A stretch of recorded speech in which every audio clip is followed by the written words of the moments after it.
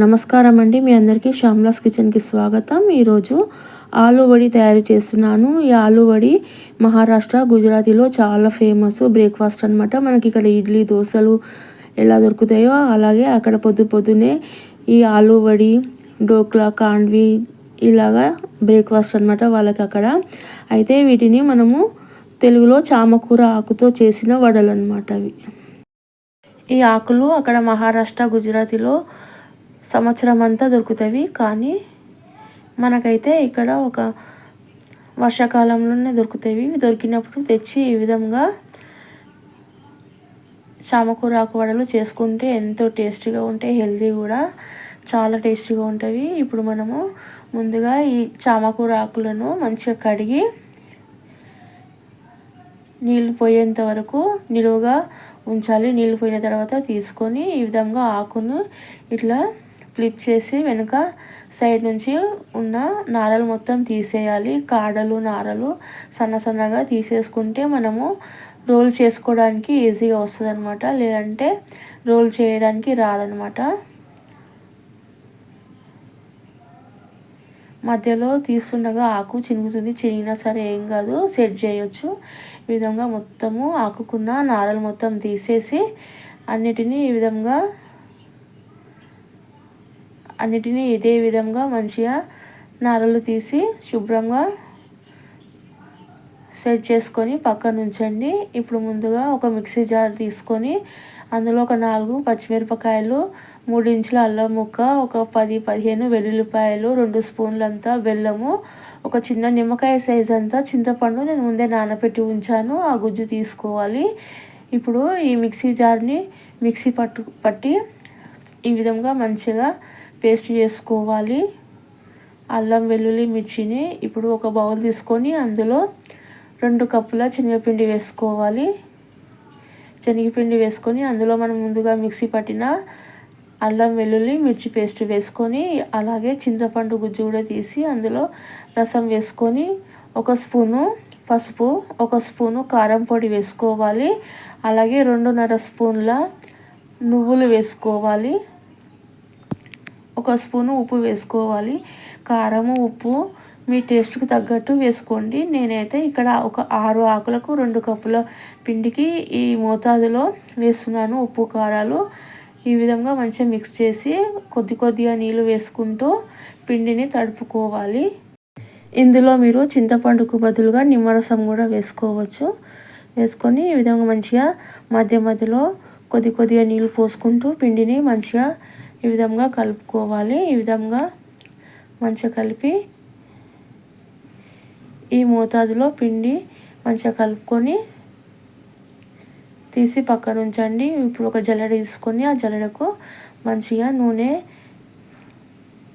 జల్లెడ మొత్తము పట్టించాలి. ఈ విధంగా ఇప్పుడు ఈ జల్లెడను పక్క నుంచి మనం ముందుగా రెడీ చేసిన చామకూర ఆకులను తీసుకొని వాటిని ఈ విధంగా వెనక భాగంలో మనం ముందుగా రెడీ చేసిన శనగపిండిని కొద్దిగా వేసుకొని మంచిగా ఈ ఆకుకు ఈ శనగపిండిని మంచిగా పట్టించాలి.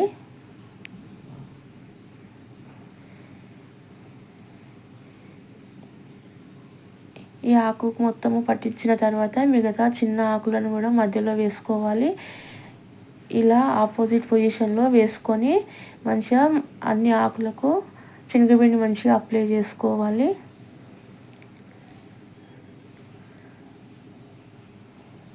వేసుకొని మంచిగా వీటిని ముందుగా పైనుంచి ఈ విధంగా ఫోల్డ్ చేసుకోవాలి. 2 వైపుల ఆకుని ఈ విధంగా ఫోల్డ్ చేసి ఇప్పుడు సైడ్ నుంచి ఆకును నెమ్మదిగా ఈ విధంగా ఫోల్డ్ చేసుకోవాలి. ఈ విధంగా ఫోల్డ్ చేసే టైంలో మధ్యలో ఆకు చినుగుతుంది. అయినా సరే మంచిగా ఒకసారి ఈ విధంగా మంచిగా సెట్ చేసుకొని అంతే నెమ్మదిగా రోల్ చేసుకోవాలి. ఆకులను రోలు చేసేటప్పుడు నెమ్మదిగా చేసుకోవాలి. లేదంటే ఈ విధంగా మధ్యలో ఆకు చినిగిపోతుంది. అయినా సరే ఫోల్డ్ చేసి లాస్ట్కి కొన ఓపెన్ కాకుండా కొద్దిగా శనగపిండి రుద్ది మంచిగా ఈ ఆకును మంచిగా క్లోజ్ చేసేయాలి. పిండి ఓపెన్ కాకుండా ఈ విధంగా రోల్ చేసిన చామకూర ఆకు రోల్ని తీసి ఈ విధంగా జల్లెడలో పెట్టి మిగతా ఆకులో కూడా మిగిలిన శనగపిండి రుద్దుకోవాలి. ఈ విధంగా ఆకు చినిగితే కొద్దిగా చేతితో ఈ విధంగా పైకని మంచిగా సెట్ చేసి పిండి రుద్దాలి. ఈ విధంగా సేమ్ ముందు వేసిన రోల్ లాగానే ఈ రోల్ని కూడా సెట్ చేయాలి. చేసి జల్లెడ గిన్నెలో పెట్టాలి. రోలు పొడవు అయింది కాబట్టి జల్లెడలో వస్తలేదు. వీటిని ఈ విధంగా కట్ చేసి ఈ చామకూరాకు రోల్ని అందులో ఉంచి పక్కన ఉంచండి. ఇప్పుడు పొయ్యి పైన కడాయి పెట్టి కడాయిలో ఒక 2 చెంబుల నీళ్ళు పోయండి. 2 చెంబుల నీళ్ళు అంటే 1 లీటర్ నీళ్ళు పోసి కడాయి పైన జల్లెడను ఉంచి పైనుంచి మూత పెట్టి ఒక 15-20 నిమిషాలు మంచిగా ఆవిరికి ఉడకనివ్వాలి. ఒక 10-15 నిమిషాల తర్వాత మూత తీసి చాకుతో గుచ్చి చూస్తే చాకుకి అంటకుండా వస్తే ఉడికినట్టు. ఇక్కడ కొంచెం చాకుకి అంటుకొని వచ్చింది కాబట్టి ఇది ఉడకలేదు. ఇంకొక 10 నిమిషాలు ఉంచి ఈ విధంగా మంచిగా ఉడికిన తర్వాత చేకి అంటుకోకుండా వచ్చినప్పుడు స్టవ్ ఆఫ్ చేసి తీసి ఫ్యాన్ కింద చల్లార్చి మంచిగా రోల్ని తీసుకొని చల్లారిన తర్వాత కట్ చేసుకోవాలి. ఈ చామకూర ఆకు వడలను చల్లారిన తర్వాతనే కట్ చేసుకోవాలి. వేడిపైన కట్ చేస్తే కటింగ్ సరిగా రాదు. అలాగే వీటిని మీడియం సైజ్గా కట్ చేసుకోవాలి. సన్నగా కట్ చేయదు, లావుగా కూడా కట్ చేయదు. లావుగా కట్ చేస్తే లోపల ఉడకదు.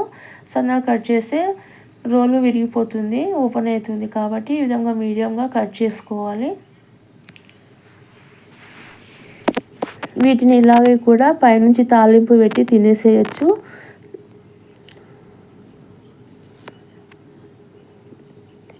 చాలా టేస్టీగా ఉంటాయి ఆయిల్ లేకుండా.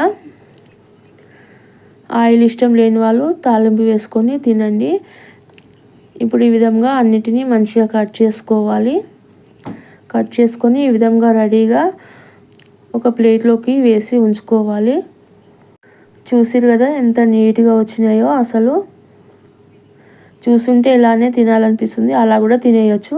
కానీ మనం ఇక్కడ డీప్ ఫ్రై చేసుకుందాము. డీప్ ఫ్రైకి కావాల్సిన ఆయిల్ కడాయిలో వేసి ఆయిల్ వేడెక్కిన తర్వాత ఒక్కొక్క ఆలు వడిని నూనెలో నెమ్మదిగా వేసుకోవాలి.